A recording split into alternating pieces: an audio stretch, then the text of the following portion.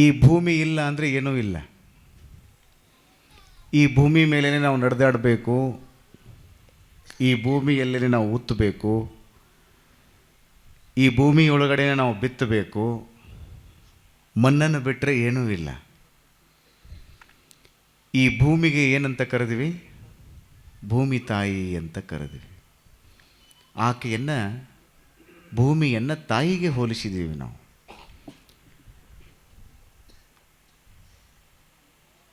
ರಾಮ ಶ್ರೀಲಂಕಾಕ್ಕೆ ಹೋದರು ಸೀತೆಯನ್ನು ಕರೆದುಕೊಂಡು ಬರಬೇಕು ಅಂತ ಹೇಳಿ. ಅದು ಬಂಗಾರದ ಪಟ್ಟಣ. ಬಹಳ ಮಂದಿ ಹೇಳಿರ್ಬೇಕು ರಾಮನಿಗೆ, ಇಲ್ಲೇ ಇದ್ದುಬಿಡೋಣ, ಎಲ್ಲಿ ನೋಡಿದ್ರು ಬಂಗಾರದ, ಇಲ್ಲೇ ಇದ್ದುಬಿಟ್ರೆ ಭಾಳ ಚಲೋ ಆಗ್ತದೆ ಅಂತ ಹೇಳಿ ರಾಮನಿಗೆ ಹೇಳಿದಾಗ ರಾಮ ಹೇಳಿದರು, ಜನನೀ ಜನ್ಮಭೂಮಿಶ್ಚ ಸ್ವರ್ಗಾದಪಿ ಗರೀಯಸಿ. ತಾಯಿ ಮತ್ತು ತಾಯಿ ನೆಲ ಅನ್ನುವಂಥದ್ದು ಏನೈತಲ್ಲಪ್ಪ, ಅದು ಸ್ವರ್ಗಕ್ಕಿಂತನೂ ಬಹಳ ದೊಡ್ಡದು ಅಂತ ಶ್ರೀಲಂಕಾವನ್ನು ಬಿಟ್ಟು ಈ ಕಡೆಗೆ ಬಂದರು ಅನ್ನುವಂತಹ ಚರಿತ್ರೆಯನ್ನು ನಾವು ರಾಮಾಯಣದಲ್ಲಿ ಕೇಳ್ತೀವಿ. ಈ ಭೂಮಿಗೆ ಭೂಮಿ ತಾಯಿ ಮದರ್ಲ್ಯಾಂಡ್ ಅಂತ ನಾವು ಕರಿತಾ ಬಂದ್ವಿ. ಭೂಮಿ ತಾಯಿಗೆ ಹೋಲಿಸಿದ್ವಿ ಭೂಮಿಯನ್ನು. ಈ ಭೂಮಿ ಮೇಲೆ ಇರುವುದಕ್ಕೆ ನಾವೆಲ್ಲರೂ ಪುಣ್ಯ ಮಾಡಿರಬೇಕು. ಚಂದ್ರನ ಮೇಲೆ ಇರೋದಕ್ಕೆ ಆಗಂಗಿಲ್ಲ, ಎಲ್ಲರೂ ತೇಲಾಡ್ತಾರೆ ಚಂದ್ರನ ಮೇಲೆ. ಅಲ್ಲಿ ನೀರಿಲ್ಲ, ಭೂಮಿ ಅದ, ಅಲ್ಲೇನೂ ಬೆಳೆಯಂಗೂ ಇಲ್ಲ. ಈ ಭೂಮಿ ಮೇಲೆ ಇರುವುದಕ್ಕೆ ನಮಗೆ ನೀರು ಬೇಕು. ಆ ನೀರನ್ನು ನೀಡುವಂತಹ ದೇವರಿಗೆ ಒಂದು ಹೆಸರನ್ನು ಇಟ್ಟಿವಿ ನಾವು. ಏನಂತ ಕರೆದಿವಿ? ನೀರಿಗೆ ಏನಂದೀವಿ? ಗಂಗಾ ಮಾತಾ ಅಂತ ಕರೆದಿವಿ. ಅಲ್ಲಿ ಹೆಣ್ಮಕ್ಳ ಹೆಸರು ಇಟ್ಟರು ನೋಡ್ರಿ. ಅದಕ್ಕೆ ಭೂಮಿಗೆ ಭೂಮಾತಾ ಅಂತ ಕರೆದ್ರಿ, ಕುಡಿಯುವಂಥ ನೀರಿಗೆ ಗಂಗಾ ಮಾತಾ ಅಂತ ಕರೆದ್ರಿ. ಅಲ್ಲಿ ಹೆಣ್ಮಕ್ಳ ಹೆಸರನ್ನ ಇಟ್ಟರು ನೋಡ್ರಿ. ಏನು ಬರೀ ನೀರು ಕುಡ್ಕೊಂತ ಕೂತ್ರೆ ಆಯ್ತನ್ರಿ ಜೀವನ ನಡೀತದೆ? ಏನು ಬೇಕಲ್ಲ ಮಮ್ಮ, ಊಟ ಮಾಡೋದಕ್ಕೆ ಮಮ್ಮ ಬೇಕೋ ಬೇಡ? ಆ ಮಮ್ಮ ಕೊಡುವಂತಹ ದೇವ್ರಿಗೆ ಏನಂದ್ವಿ? ಅನ್ನಪೂರ್ಣೇಶ್ವರಿ ಅಂದ್ವಿ. ಅಲ್ಲಿಯೂ ದೇವರ ಹೆಸರನ್ನು ಯಾರಿಗಿಟ್ರಿ? ಹೆಣ್ಮಕ್ಳ ಹೆಸರನ್ನು ಇಟ್ರಿ. ಭೂಮಿಗೆ ಭೂಮಾತಾ ಅಂದರೆ, ನೀರಿಗೆ ಗಂಗಾ ಮಾತಾ ಅಂದರೆ, ಅನ್ನ ನೀಡುವಂತಹ ದೇವರಿಗೆ ಅನ್ನಪೂರ್ಣೇಶ್ವರಿ ಅಂದರೆ, ಊಟ ಆಟ ಮಾಡಿ ಕೂತ್ರೆ ಆಗ್ತೈತೇನ್ರಿ? ಏನು ಬೇಕು? ತಲೆಯೊಳಗೆ 4 ಅಕ್ಷರ ಬೇಕಲ್ಲ. ತಲೆಯೊಳಗೆ 4 ಅಕ್ಷರವನ್ನು ಕೊಡುವಂಥ ದೇವರಿಗೆ ಏನಂದ್ವಿ? ಸರಸ್ವತಿ, ಶಾರದಾ ಅದನ್ನಂದ್ವಿ. ಇರೋದಕ್ಕೆ ಭೂಮಿ ಆಯಿತು, ನೀರು ಕುಡಿಯೋದಕ್ಕೆ ನೀರಾಯಿತು, ಊಟ ಮಾಡೋದಕ್ಕೆ ಅನ್ನ ಆಯಿತು, ಜ್ಞಾನಕ್ಕೆ ಶಾರದಾ ಮಾತೆ ಅಂತ ಕರೆದ್ರಿ. ರೊಕ್ಕ ಬೇಕಲ್ಲ, ರೊಕ್ಕ ಪಯ್ಯ ಸಣ್ಣ ಮಕ್ಕಳು ಅಂತಾವಲ್ಲ ರೊಕ್ಕ. ಆ ರೊಕ್ಕವನ್ನು ನೀಡುವಂತಹ ದೈವಕ್ಕೆ ಒಂದು ಹೆಸರನ್ನು ಇಟ್ಟಿವಿ ನಾವು. ಏನಂತ? ಲಕ್ಷ್ಮಿ ಅಂತ ಕರೆದ್ರಿ. ಈಗಂತೂ ಶುಕ್ರವಾರ ಬಂತಂದ್ರೆ ನಿಮ್ಮದ ಹವ, ಪೂಜೆ ಮಾಡೋದು. ಅದಕ್ಕೆ ಲಕ್ಷ್ಮಿ ಅಂತ ಕರೆದ್ರಿ.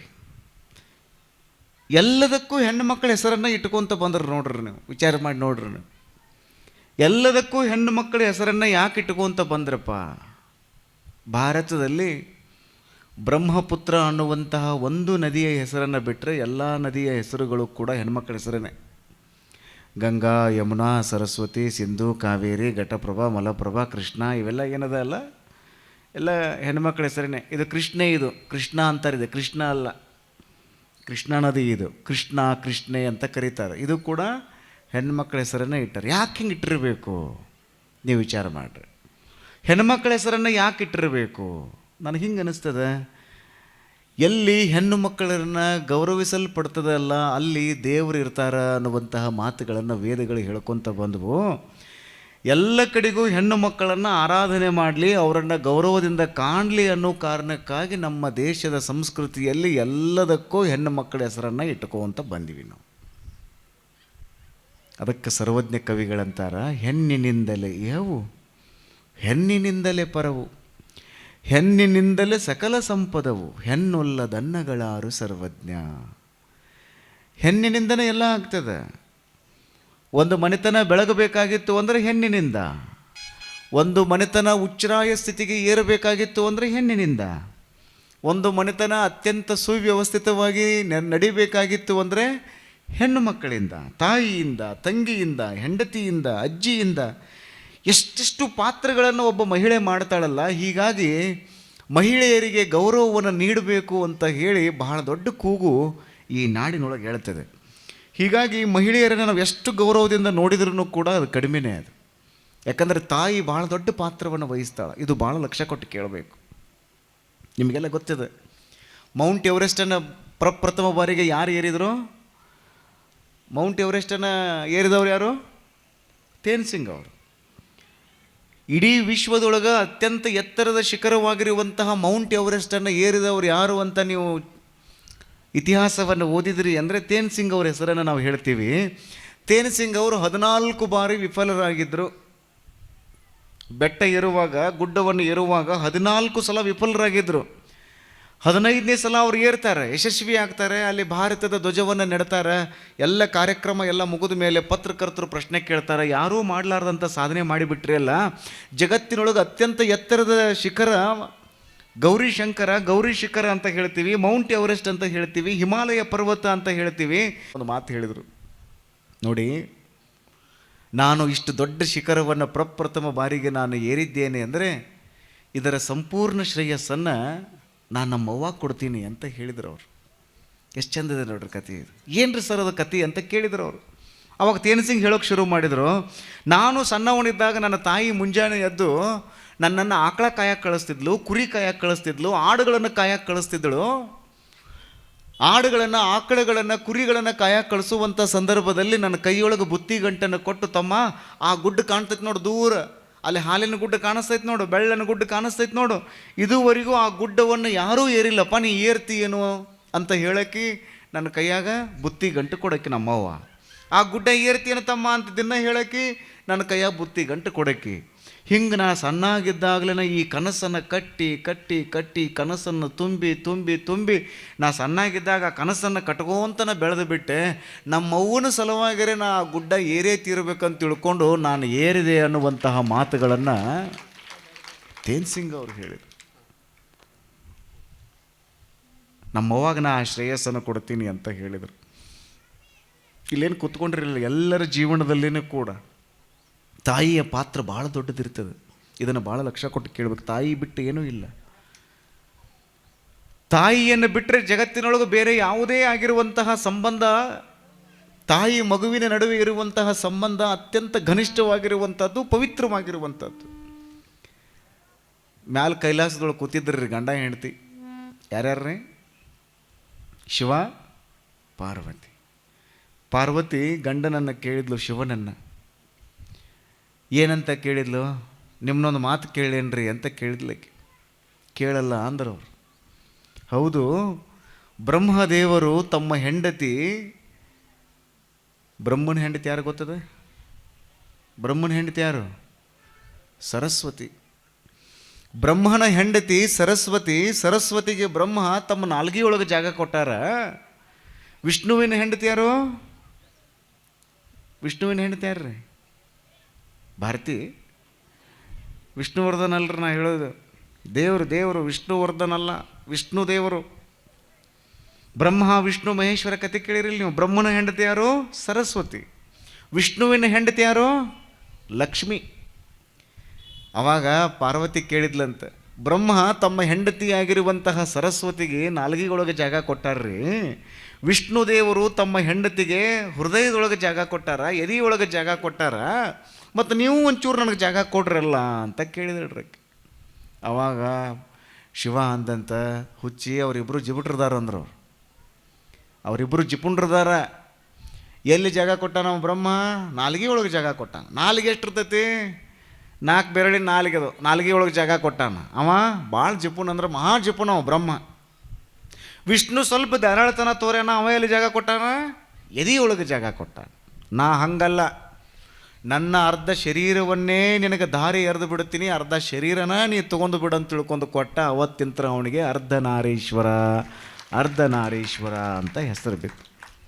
ಈ ಪೌರಾಣಿಕ ಕಥೆಯನ್ನು, ಕಲ್ಪನೆಯನ್ನು ಇಟ್ಟುಕೊಂಡು ಸೊನ್ನಲಾಪುರದ ಸಿದ್ದರಾಮೇಶ್ವರರು ಶೂನ್ಯ ಪೀಠದ 3ನೇ ಅಧ್ಯಕ್ಷರು ಅವರು ಒಂದು ವಿಚಾರವನ್ನು ಬರೀತಾರ, ತಾ ಮಾಡಿದ ಹೆಣ್ಣು ತನ್ನ ತಲೆಯನ್ನೇರಿತ್ತು, ತಾ ಮಾಡಿದ ಹೆಣ್ಣು ತನ್ನ ನಾಲಿಗೆಯನ್ನೇರಿತ್ತು, ತಾ ಮಾಡಿದ ಹೆಣ್ಣು ತನ್ನ ಎದೆಯನ್ನೇರಿತ್ತು, ತಾ ಮಾಡಿದ ಹೆಣ್ಣು ತನ್ನ ತೊಡೆಯನ್ನೇರಿತ್ತು. ಇಂತಪ್ಪ ಹೆಣ್ಣು ಹೆಣ್ಣು ಹೆಣ್ಣಲ್ಲ, ಹೆಣ್ಣು ರಕ್ಕಸಿಯಲ್ಲ, ಹೆಣ್ಣು ಪ್ರತ್ಯಕ್ಷ ಕಪಿಲ ಸಿದ್ಧ ಮಲ್ಲಿಕಾರ್ಜುನ ಅಂದವರು ಯಾರು ಅಂದರೆ ಸೊನ್ನಲಾಪುರದ ಸಿದ್ದರಾಮೇಶ್ವರರು. ಹೆಣ್ಣು ಮಕ್ಕಳನ್ನು ದೇವರಿಗೆ ಹೋಲಿಸಿದರು, ಹೆಣ್ಣು ಮಕ್ಕಳನ್ನು ದೈವತ್ವಕ್ಕೆ ಏರಿಸಿದರು. ನಿಮ್ಮ ಮನೆಯೊಳಗಿರುವಂತಹ ತಾಯಿ ಇರ್ತಾಳಲ್ಲ, ಸಣ್ಣಾಗಿದ್ದಾಗಲೇ ಅಮೃತ ಸದೃಶವಾಗಿರುವಂತಹ ಎದೆಯ ಹಾಲನ್ನು ಉಣಿಸ್ತಾ ಉಣಿಸ್ತಾ ಕನ್ನಡ ಭಾಷೆಯನ್ನು ಕಲಿಸ್ತಾಳೆ ಮಗನಿಗೆ. ಅಮೃತ ಸದೃಶವಾಗಿರುವಂತಹ ಮಾತುಗಳನ್ನು ಹೇಳ್ತಾ ಹೇಳ್ತಾ, ಲಾಲಿ ಹಾಡುಗಳನ್ನು ಹೇಳ್ತಾ ಹೇಳ್ತಾ, ಜೋಗಳ ಪದವನ್ನು ಹೇಳ್ತಾ ಹೇಳ್ತಾ ಸಂಸ್ಕೃತಿ ಸಂಸ್ಕಾರವನ್ನು ನಮ್ಮ ತಲೆ ಒಳಗೆ ಬಿತ್ತುತ್ತಾಳೆ. ಲಾಲಿ ಹಾಡಂದ್ರೆ ಗೊತ್ತದೆ? ಈಗಿನವ್ರು ಯಾರೂ ನೀವು ಹಾಡಂಗೇ ಇಲ್ಲ. ಹಿಂದಿನವರೆಲ್ಲ ಹಾಡ್ತಿದ್ರು, ಹಳಿ ಅಜ್ಜಿ ಅಂದಿರೆಲ್ಲ ಜೋಗಳ ಪದ ಹಾಡ್ತಿದ್ರು, ಗೀಗಿ ಪದ, ಜೋಗಳ ಪದ, ಅವೇನೇನೋ ಪದಗಳು. ರೈತರೆಲ್ಲ ನಮ್ಮ ಹಂತಿ ಪದ, ಆ ಪದ ಈ ಪದ ಅಂತ ತಿಳ್ಕೊಂಡು ಭಾಳ ಸಿಕ್ಕಾಪಟ್ಟಿ ಹಾಡೋರು. ಈಗ ನೀವು ಬರೀ ಸೋ ಅನ್ನಂದ್ರೆ ಸೋ ಅಂತಿರೋಡು ಅಷ್ಟೇ. ನೀವು ಮುಂದಿಂದವ್ರು ಯಾರೆಲ್ಲ ಹಾಡ್ಕೊತ ಹೋಗ್ಬೇಕು, ಬರೀ ನೀವು ಸೋ ಅನ್ನೋರು ಅಷ್ಟೇ. ನೀವು ಇಲ್ಲಿಗೆ ಬಂದು ನಿಂತಿರಿ. ನಮ್ಮದು ಲಲ್ಲಬಿ ಅಂತಾರೆ, ಅದಕ್ಕೆ ಏನಂತಾರೆ ಜೋಗಳಕ್ಕೆ? ಲಲ್ಲಬಿ. ಲಲ್ಲಬಿ ಯಾರು ಹಾಡಂಗೇ ಇಲ್ಲ ಈಗ. ನೀವು ಬರೀ ಮೊಬೈಲ್ ಒಳಗೆ ಹಚ್ಚೋದೈತಿ, ಹಾಡು ಹಚ್ಚಿ ಕುಂಡ್ಸೋದೈತಿ, ಆ ಮಕ್ಕಳ ಕೈಯ ಮೊಬೈಲ್ ಫೋನ್ ಕೊಡೋದೈತಿ. ಹಿಂಗೆ ಮಾಡ್ರಿ ಹೆಂಗಾಗೋದದ ಹೇಳ್ರಿ ನೋಡೋಣ. ತಾಯಿಗೆ ಯಾಕಷ್ಟು ದೊಡ್ಡ ಮಹತ್ವವನ್ನು ನಾವು ಕೊಡ್ತೀವಿ ಅಂದರೆ, ತಾಯಿ ತನ್ನ ಮಗುವಿನನ್ನು ತನ್ನ ಮಡಿಲಲ್ಲಿ ಇಟ್ಟುಕೊಂಡು ಸಂಸ್ಕೃತಿ ಸಂಸ್ಕಾರವನ್ನು ಧಾರೆ ಎರಿತಾಳೆ ಮಕ್ಕಳಿಗೆ. ಕನ್ನಡ ಭಾಷೆಯನ್ನು ಕಲಿಸ್ತಾಳ. ಮೊದಲಿಗೆ ಅವ್ರಿಬ್ಬರು ಹೆಂಗೆ ಮಾತಾಡ್ತಿರ್ತಾರೆ ನೋಡ್ಬೇಕ್ರಿ ನೀವು. ಒಂದಕ್ಕೊಂದು ಅರ್ಥನೇ ಇರೋಂಗಿಲ್ಲ. ತಾಯಿ ಮಗುವಿನ ನಡುವೆ ಸಂಭಾಷಣೆ ಇರ್ತೈತಲ್ಲ, ಅದಕ್ಕೆ ಒಂದಕ್ಕೊಂದು ಅರ್ಥನೇ ಇರೋಂಗಿಲ್ಲ. ಆದರೂ ಹಂಗೆ ಹೇಳ್ತಿರ್ತಾರೆ. ಗುಬ್ಬಿ ಹಂಗೆ ಸೌಂಡ್ ಮಾಡ್ತಾಳೆ, ಬೆಕ್ಕಿನ ಹಂಗೆ ಸೌಂಡ್ ಮಾಡ್ತಾಳೆ, ನಾಯಿ ಹಂಗೆ ಸೌಂಡ್ ಮಾಡಕತ್ತಾಳೆ. ಯಾಕಂದ್ರೆ ಮಗುವಿನನ್ನು ಆಕೆ ಖುಷಿಪಡಿಸ್ಬೇಕಾಗಿರ್ತದೆ. ಅಳುವಂತಹ ಮಗುವಿಗೆ ಕನ್ನಡ ಭಾಷೆಯ ಕುರಿತಾಗಿ ಪ್ರಪ್ರಥಮ ಬಾರಿಗೆ ಅಕ್ಷರ ಜ್ಞಾನವನ್ನು ಮಾತಿನ ಮೂಲಕ ಕಿವಿಯೊಳಗೆ ಹೇಳುವಂತಹ ಪ್ರಪ್ರಥಮ ಶಿಕ್ಷಕಿ ಯಾರು ಅಂದರೆ ಆಕೆ ತಾಯಿ ಆಗಿರೋಣದರಿಂದ ಅಂತಹ ತಾಯಿಗೆ ನಾವೆಲ್ಲರೂ ನಮೋ ನಮಃ ಅಂತ ಹೇಳಬೇಕು. ಅದಕ್ಕೆ ಏನು ಹೇಳಿದರು? ಮನೆಯೇ ಮೊದಲ ಪಾಠ ಶಾಲೆ, ಜನನಿ ತಾನೇ ಮೊದಲ ಗುರು, ಜನನಿಯಿಂದ ಪಾಠ ಕಲಿತ ಜನರೇ ಧನ್ಯರು. ಮನಿನ ಮೊದಲ ಪಾಠಶಾಲೆ, ಜನನಿ ತಾನೇ ಮೊದಲ ಗುರು. ಜನನಿಯಿಂದ ಯಾರು ಪಾಠ ಕಲಿತಾರಲ್ಲ ಆ ಜನರೇ ಧನ್ಯರು. ಅವ್ರನ್ನ ಬಿಟ್ಟು ಯಾರೂ ಧನ್ಯರಿಲ್ಲ. ಯಾಕಂದ್ರೆ ತಾಯಿಯಿಂದ ಪಾಠ ಕಲಿತಾರಲ್ಲ ಅವರು. ತಾಯಿ ತನ್ನ ಮಡಿಲೊಳಗೆ ಇಟ್ಟುಕೊಂಡು ಸಣ್ಣ ಮಗು ಇದ್ದಾಗಲೇ ಅದ್ರ ಬಗ್ಗೆ ಹೇಳ್ತಾಳಲ್ಲ, ಸಂಸ್ಕೃತಿ ಅಂದರೆ ಏನು, ಸಂಸ್ಕಾರ ಅಂದರೆ ಏನು, ಇವ ಅಪ್ಪ, ಇವ ಅಣ್ಣ, ಇವ ಅಜ್ಜ, ಇವ ಅಜ್ಜಿ, ಕಾಕ ಕಾಕು, ಅತ್ತಿ ಮಾವ, ಇದು ಎಲ್ಲದರ ಕುರಿತಾಗಿ ಮಗುವಿಗೆ ಸಣ್ಣವ ಇದ್ದಾಗಲೇ ಆ ಒಂದು ಸಂಬಂಧದ ಅದ್ಭುತವಾಗಿರುವಂತಹ ಒಂದು ಸಂಪ್ರೀತಿಯನ್ನು ಧಾರೆ ಎರಿತಾಳಲ್ಲ, ಆವಾಗಲಿಂದನೇ ಸಣ್ಣ ಮಗು ಕಲಿತದ. ಇವ ಅಪ್ಪ, ಇವ ಅಜ್ಜ, ಇದು ಮುತ್ತಜ್ಜ, ಮುತ್ತಜ್ಜಿ, ಅಜ್ಜ, ಅಜ್ಜಿ, ಇದನ್ನೆಲ್ಲ ಕಲಿಸ್ತಾಳೆ ಮಗು, ಕಲಿತದೆ. ನಿಮಗೆಲ್ಲ ಥಾಮಸ್ ಆಲ್ವಾ ಎಡಿಸನ್ರ ಕತೆ ಗೊತ್ತಿರಬೇಕು. ವಿಶ್ವದ ಭಾಳ ದೊಡ್ಡ ವಿಜ್ಞಾನಿ ಅವರು. ಶಾಲೆಗೆ ಕಳಿಸಿದ್ರು ಅವರನ್ನು. 6-7 ವರ್ಷದ ಹುಡುಗ. ಈಗ ಸಣ್ಣ ಸಣ್ಣ ಹುಡುಗರನ್ನ ಕಳಿಸ್ತಿರಲ್ಲ ನೀವು ಶಾಲೆಗೆ. ಚಲೋ ರೀತಿಯೊಳಗೆ ನೀವು ಕನ್ನಡ ಮೀಡಿಯಂ ಶಾಲೆಗೆ ಕಳಿಸ್ರಿ. ಅಪ್ಪ ಅವ್ರು ಕನ್ನಡ ಮೀಡಿಯಂ ಶಾಲೆ ತೆಗೆದಾರೆ ಇಲ್ಲಿ. ಅಪ್ಪ ಅವ್ರು ಅಧ್ಯಕ್ಷರಾಗಿ ಒಂದು ಸಂಸ್ಥೆ ನಡೆಸ್ತಾರೆ. ಈ ಗ್ರಾಮೀಣ ಭಾಗದೊಳಗೆ ಒಂದು ಸಂಸ್ಥೆ ನಡೆಸ್ತಾರೆ. ಭಾಳ ವರ್ಷದಿಂದ ಸಂಸ್ಥೆ ನಡೆಸ್ತಾರೆ. ನಾನು 20 ವರ್ಷದಿಂದ ಬರ್ತೀನಿ, ಅವಾಗಲಿಂದ ಈ ಸಂಸ್ಥೆ ನಡೆದದ. ಅಪ್ಪ ಅವ್ರು ಅಧ್ಯಕ್ಷರಾಗಿ ಅದನ್ನೆಲ್ಲ ನಡೆಸ್ತಾರೆ.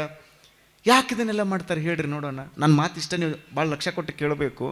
ಭಾರತ ಉದ್ಧಾರ ಆಗೋದು ಅಂದರೆ ಏನು? ನಾನು ನಿಮ್ಮನ್ನ ಪ್ರಶ್ನೆ ಕೇಳ್ತೀನಿ. ಭಾರತ ಉದ್ಧಾರ ಆಗೋದು ಅಂದರೆ ದೆಹಲಿ ಉದ್ಧಾರ ಆದರೆ ಭಾರತ ಉದ್ಧಾರ ಆದಂಗಲ್ಲ, ಮುಂಬೈ ಉದ್ಧಾರ ಆದರೆ ಭಾರತ ಉದ್ಧಾರ ಆದಂಗಲ್ಲ, ಚೆನ್ನೈ ಉದ್ಧಾರ ಆದ್ರೇನು ಭಾರತ ಉದ್ಧಾರ ಆದಂಗಲ್ಲ. ಹಾಗಾದರೆ ಭಾರತ ಉದ್ಧಾರ ಆಗೋದಂದ್ರೆ ಏನರ್ಥ? ಗಾಂಧೀಜಿಯವರು ಹೇಳಿದರು, ಭಾರತ ಉದ್ಧಾರ ಯಾವಾಗ ಆಗ್ತದೆ ಅಂದರೆ ಗ್ರಾಮಗಳು ಉದ್ಧಾರ ಆಗಬೇಕು. ತುಬಚಿ ಅನ್ನುವಂತಹ ಒಂದು ಸಣ್ಣ ಹಳ್ಳಿ ಏನೈತಲ್ಲ ಅದು ಉದ್ಧಾರ ಆಗಬೇಕು. ಗ್ರಾಮಗಳು ಉದ್ಧಾರವಾಗದೆ ಭಾರತ ಉದ್ಧಾರ ಆಗದು. ಸ್ವಾಮಿ ವಿವೇಕಾನಂದರು ಹೇಳಿದರು, ಮಾತೃ ದೇವೋಭವ, ಪಿತೃ ದೇವೋಭವ, ಅತಿಥಿ ದೇವೋಭವ, ಆಚಾರ್ಯ ದೇವೋಭವ. ಇದರ ಬಗ್ಗೆ ವೇದಗಳೆಲ್ಲ ಮಾತಾಡ್ತಾ ಬಂದವು. ಈ ದೇಶದ ಮಹಾನತೆ ಗಹನತೆಗಳನ್ನು ಗಗನದೆತ್ತರಕ್ಕೆ ಏರಿಸಿರುವಂತಹ ಸ್ವಾಮಿ ವಿವೇಕಾನಂದರು ಹೇಳಿದರು, ದರಿದ್ರ ದೇವೋಭವ, ದರಿದ್ರ ದೇವೋಭವ. ಬಡವರಿಗೆ ಒಳ್ಳೆಯದಾಗಲಿ, ಅಸಹಾಯಕರಿಗೆ ಒಳ್ಳೆಯದಾಗಲಿ, ಅವ್ರನ್ನ ದೇವರು ಅಂತ ತಿಳ್ಕೊಳ್ರಿ. ಅವರಿಗೆ ಅನ್ನ ಅಕ್ಷರ ಅರಿವನ್ನು ನೀವು ನೀಡ್ರಿ. ಅವರಿಗೆ ಅನ್ನ ಅಕ್ಷರ ಅರಿವನ್ನು ನೀಡಿಬಿಟ್ರಿ ಅಂದರೆ ದರಿದ್ರರು ಉದ್ಧಾರ ಆಗಿಬಿಟ್ರು ಅಂದರೆ ಭಾರತ ಉದ್ಧಾರ ಆಗ್ತದೆ ಅಂತ ತಿಳ್ಕೊಂಡು ಪ್ರಪ್ರಥಮ ಬಾರಿಗೆ ಧ್ವನಿ ಎತ್ತಿರುವಂಥ ವೀರ ಸನ್ಯಾಸಿ ಯಾರು ಅಂದರೆ ಸ್ವಾಮಿ ವಿವೇಕಾನಂದರು ಅನ್ನುವಂಥದ್ದನ್ನು ನಾವೆಲ್ಲರೂ ಲಕ್ಷ್ಯದಲ್ಲಿಡಬೇಕು. ಇದರ ಬಗ್ಗೆ ನಾವು ಗಂಭೀರವಾಗಿ ಚಿಂತನೆಯನ್ನು ಮಾಡಬೇಕು. ಇದರ ಬಗ್ಗೆ ಗಂಭೀರವಾಗಿ ನಾವು ಅರ್ಥವನ್ನು ಮಾಡ್ಕೊಳ್ಬೇಕು. ಜಮಖಂಡಿ ತಾಲೂಕಿನೊಳಗೆ ತುಬುಚಿ ಅನ್ನುವಂಥದ್ದು ಒಂದು ಸಣ್ಣ ಹಳ್ಳಿ ಅಂತ ನೀವು ಅಂದ್ಕೊಂಡಿರ್ಬೋದು.